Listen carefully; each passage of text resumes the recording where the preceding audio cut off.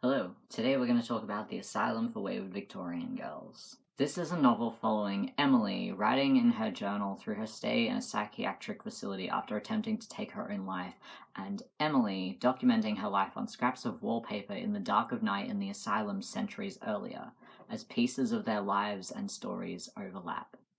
This is a dark commentary on the mental health care system and society's treatment of women, told in a journal style with poetic descriptions showing how little the systems have changed or improved over time. Rating and review.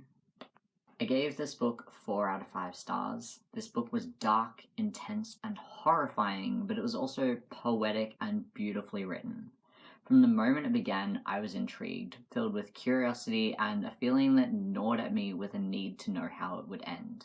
It starts off following Emilie checking herself into the hospital psych ward, but it becomes clear very quickly that things are not quite right, not what they seem.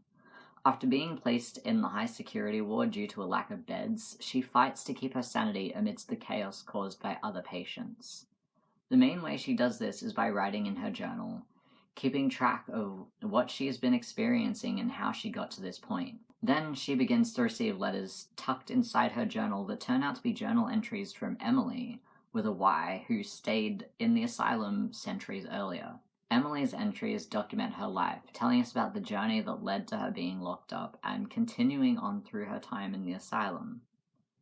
They start off a little dark and scattered between Emilie's entries, but as you get deeper into the book, they become more frequent, soon taking over almost entirely, and the things happening become darker and more horrifying.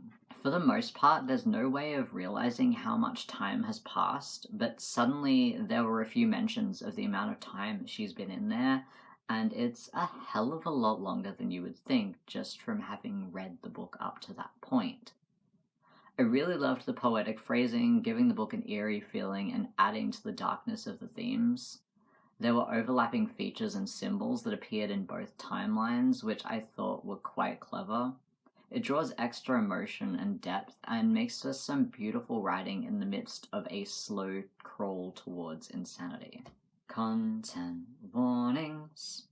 Mentions of rape, abortion not on page but talked about, and miscarriage, suicide, heavy discussion, attempts, and ideation, mentions of self-harm, medical trauma and medical abuse, psych wards and hospitals, isolation and being trapped, blood, murder and death, and derealization and distortion of reality.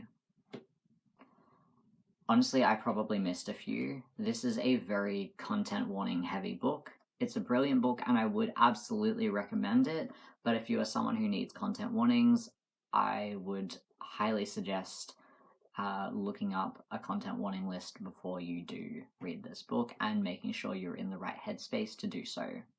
Who I'd recommend this to. If you love dark writing that's poetic and beautiful and makes you begin to question not only the sanity of the characters but also your own, I would definitely recommend giving this book a chance.